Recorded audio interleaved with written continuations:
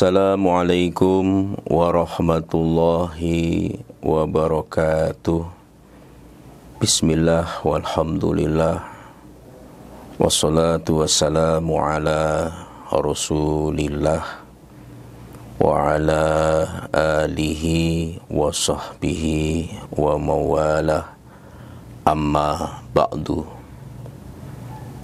Saudara-saudaraku sekalian dimanapun berada, selalu berbahagia, masuk surga bersama keluarga, insya Allah yang terpenting diridhoi oleh Allah Subhanahu wa ta'ala. Pada episode sebelumnya kita telah menguraikan tujuan hidup, tugas hidup, peran hidup, dan pedoman hidup. Pada episode ini kita akan membahas teladan hidup dan sahabat hidup atau teman hidup. Di dalam hidup ini, jadi manusia dalam hidup ini ciri khasnya adalah mudah mengidentifikasi, mudah meniru-niru. Itu bukan saja ketika masih kecil, tetapi sampai besar pun suka meniru-niru. Ketika kecil kita nonton film Batman, maka kita ingin meniru-niru seperti Batman. Sarung kita ikatkan di leher, kita kibas-kibaskan, padahal tetap nggak bisa terbang, karena kita ingin meniru-niru. Sampai sekarang pun banyak sekali produk-produk industri yang ditiru-tiru oleh suatu negara, sehingga semuanya adalah duplikat. Karena memang itu salah satu dari ciri manusia, itu suka meniru-niru. Maka dalam hidup ini pun, setelah kita tahu tujuan hidup kita ridho Allah, tugas hidup kita menghamba, peran hidup kita sebagai khalifah, pedoman hidup kita Quran, terus kita ingin tahu, lalu barometernya hidup ini siapa? Ukuran hidup ini siapa? Standar hidup kita siapa? Nah, maka kita harus tahu. Maka lewat pedoman hidup kita, Al-Quran pun memberitahukan bahwa seseorang yang kita jadikan standar, kita jadikan barometer, kita jadikan ukuran dalam hidup ini, tak lain dan tak bukan adalah Nabi Muhammad Sallallahu Alaihi Wasallam. Jadi Nabi Muhammad itulah teladan hidup kita. Dia adalah barometer, ukuran bagi kita dalam menjalani hidup kita. Jadi beliau itu tidak susah untuk diteladani, karena beliau dihadirkan sebagai manusia. Kalau beliau sebagai malaikat itu susah kita teladani. Kalau beliau dari bangsa jin, bagaimana mau diteladani, nggak kelihatan. Tapi beliau dihadirkan dari bangsa manusia. Jadi beliau juga manusia seperti kita, meskipun punya kelebihan-kelebihan tersendiri dalam banyak hal. Tujuannya untuk apa? Agar mudah diteladani. Itulah sehingga Quran pun juga memberitahukan kepada kita, laqad kana lakum fi rasulillahi uswatun hasanah. Sungguh pada pribadi Rasulullah itu kamu dapatkan teladan yang baik, teladan yang hasanah, teladan yang agung. Jadi teladan yang baik, yang agung, yang sempurna adalah Nabi Muhammad Sallallahu Alaihi Wasallam. Ternyata untuk bisa menjadikan beliau sebagai teladan, untuk bisa menjadikan beliau sebagai ukuran, untuk menjadikan beliau sebagai barometer, contoh uswah yang baik, itu ada persyaratan. Kalau persyaratan ini tidak dimiliki, kita sulit untuk meneladani beliau. Kecenderungannya kita membencinya, sebagaimana yang dilakukan banyak orang dengan melecehkan daripada keagungan kemuliaan beliau. Lalu apa syarat-syarat yang ditetapkan oleh Allah Subhanahu wa ta'ala? Jika kita sudah tahu bahwa teladan hidup kita ini adalah Rasulullah, supaya kita mudah meneladaninya, syarat yang pertama yang ditetapkan adalah liman kana yarjullah, mengharap rahmat Allah. Itu semuanya tersimpul di dalam Quran surah Al-Ahzab ayat yang ke-21. Setelah Allah berbicara tentang laqad kana lakum fi rasulillahi uswatun hasanah, Lalu dilanjutkan dengan liman kana yarjullah, bagi orang yang mengharap rahmat Allah. Jadi karena kita mengharap rahmat Allah, memang tujuan hidup kita adalah Allah, maka kita akan dimudahkan untuk bisa meneladani, menjadikan Rasulullah contoh teladan bagi kita. Syarat yang kedua adalah wal yaumal akhir, orang yang beriman kepada hari akhirat. Kenapa harus beriman pada hari akhirat?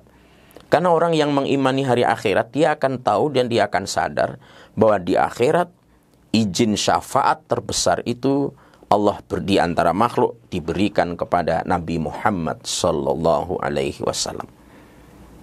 Itu kisahnya sangat masyhur di padang mahsyar. Manusia berbondong-bondong mendatangi Adam menolak, mendatangi Nabi Nuh menolak, mendatangi Nabi Musa menolak, mendatangi Nabi Isa menolak, dan mendatangi Nabi Muhammad sallallahu alaihi wasallam. Beliau yang memberikan reaksi yang sangat cepat hingga sujud di hadapan Allah untuk memintakan syafaat kepada umatnya. Maka kecelakaan terbesar di akhirat itu ketika Nabi Muhammad tidak mau mengakui kita sebagai umatnya. Itu kecelakaan yang terbesar. Jadi agar kita mudah menjadikan beliau adalah sebagai teladan, sebagai barometer, sebagai ukuran dalam hidup ini, maka kita harus mengharap rahmat Allah semata. Kita harus beriman kepada hari akhirat. Yang ketiga, wa dzakarallaha katsira, kita banyak berzikir dan banyak bersolawat. Dan solawat itu adalah ibadah yang sangat elit. Karena satu-satunya ibadah yang Allah ikut terlibat melakukan solawat. Makanya ada ayat innallaha wa malaikatahu yusholluna 'alan nabi. Sesungguhnya Allah dan malaikat bersolawat kepada Nabi. Jadi ini ibadah yang sangat elit. Karena apa? Karena melibatkan Allah dan malaikatnya juga ikut bersolawat. Jadi orang yang mudah meneladani Nabi Muhammad sebagai teladan hidup adalah orang yang senantiasa mengharap rahmat Allah. Yang kedua adalah orang yang beriman akan adanya hari akhirat. Yang ketiga, dia banyak berzikir kepada Allah dan banyak bersolawat kepada Rasulullah Muhammad sallallahu alaihi wasallam. Muncul pertanyaan bagi kita, mengapa Rasulullah dijadikan teladan dalam hidup? Yang pertama, karena Rasulullah memang seperti manusia seperti kita, sehingga tidak susah untuk diteladani. Yang kedua, Rasulullah itu tokoh multidimensi. Semua peran yang diperankan oleh manusia itu ada terhimpun pada diri beliau. Sebagai seorang panglima perang, beliau seorang panglima. Sebagai seorang pedagang, coba yang pedagang, bandingkan dengan cara berdagangnya Rasulullah, jauh. Sebagai seorang pejabat, sebagai seorang kaya, sebagai seorang fakir, bahkan ketika beliau itu pulang dari peperangan masuk ke dalam rumahnya, maka beliau itu seperti ayah-ayah yang lainnya, bermain dengan cucu-cucunya. Bahkan dalam riwayat beliau sementara sujud dipakai kuda-kudaan oleh cucunya, sehingga tidak nampak heroisme panglima itu, padahal kalau sudah di medan perang luar biasa heroismenya. Itulah Rasulullah. Jadi tokoh multidimensi yang tidak susah untuk diteladani bagi kita semuanya. Makanya seluruh akhlak, bahkan seluruh akhlak yang dimiliki, spesifikasi yang dimiliki, kekhasan yang dimiliki oleh para nabi-nabi terdahulu itu dihimpun dalam diri Nabi Muhammad sallallahu alaihi wasallam. Makanya di ayat pun dikatakan wa innaka la'ala khuluqin azim, dan sesungguhnya kamu benar-benar berakhlak yang agung. Jadi akhlaknya memang di atas agung. Ini Nabi Musa akhlaknya agung, Nabi Isa agung, Nabi Nuh agung, Nabi Muhammad akhlaknya menghimpun semuanya itu. Dia di atas la'ala khuluqin azim, di atas akhlak yang agung ini. Itulah sehingga kita ridho menjadikan beliau itu sebagai teladan hidup kita.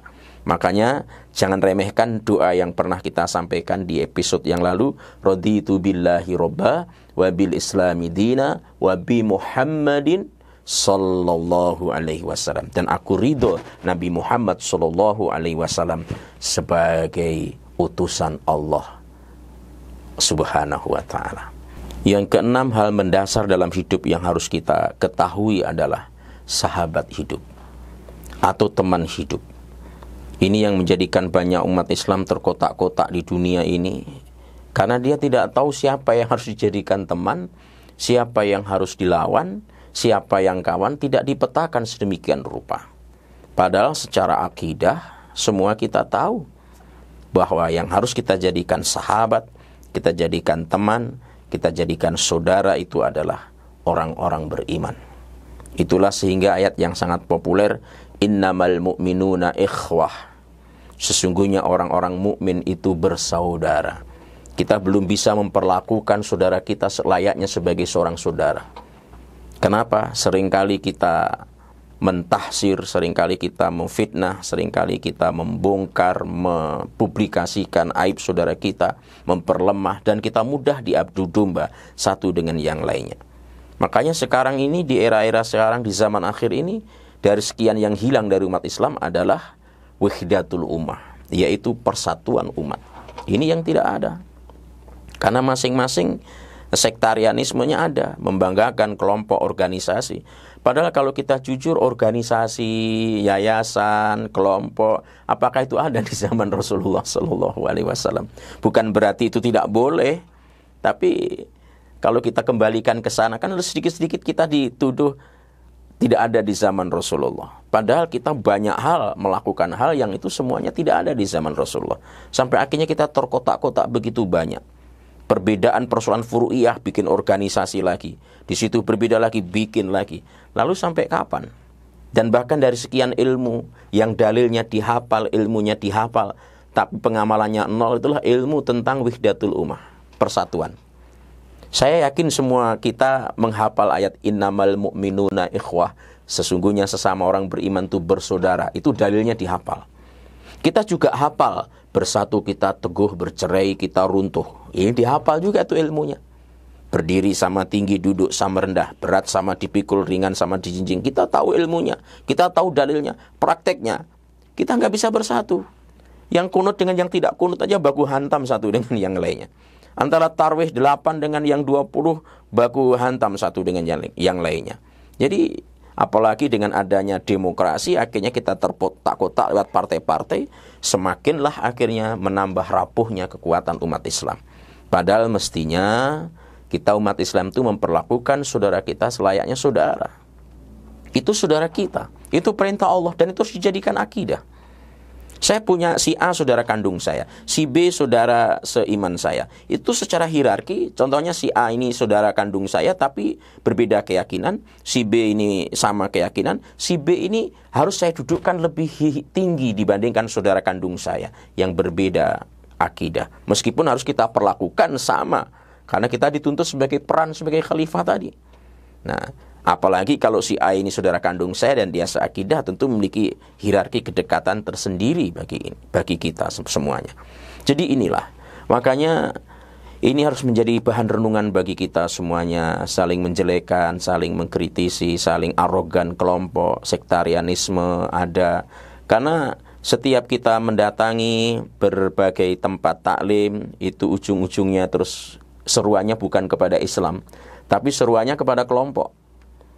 Ya, ini mohon maaf karena beberapa tablik akbar kita sering ikuti, setelah nanti Qur'annya kita mengapresiasi, berbicara sunnah, terus sifat sampai mendetail ke furu'iyah, akhirnya dia mengutip pendapat syekh ini, syekh fulan, terus akhirnya digiring semua orang ke situ, padahal tidak semua orang setuju dengan pendapat syekh itu, karena dia punya syekh yang lainnya. Terus akhirnya apa? Sehingga kita berkesimpulan ini seruannya bukan kepada Islam, tapi seruan kepada syekh satu pendapat, sehingga mestinya saya mengikuti pendapat syekh ini, tapi saya hormat kepada Anda yang menghormati ini. Kan sebagaimana mazhab, ada mazhab yang 4 yang populer itu. Orang mau bermazhab Imam Malik, Imam Hanafi, Imam Hanafi, Imam Syafi'i, Imam Ahmad, itu harus saling menghormati. Sebagaimana mereka berbeda tapi saling menghormati. Ini yang tidak ada di kita. Dan ingat bahwa teman dan sahabat hidup kita adalah orang-orang beriman. Itu adalah prinsip yang harus kita jadikan pedoman di dalam kehidupan kita sehari-hari. Lalu apa alat hidup dan siapa musuh hidup? Nanti episode berikutnya kita akan uraikan insya Allah. Mohon maaf, tetap bermasker, tetap social distancing, cuci tangan, karena pandeminya nggak pergi-pergi, semakin betah saja rasa-rasanya. Padahal kita sudah, tamu itu sudah 3 hari mestinya pulang, ini sudah berbulan-bulan nggak pulang-pulang ini virus corona ini. Mudah-mudahan segera Allah angkat. Mohon maaf, wallahu waliyul muttaqin. Assalamualaikum warahmatullahi wabarakatuh.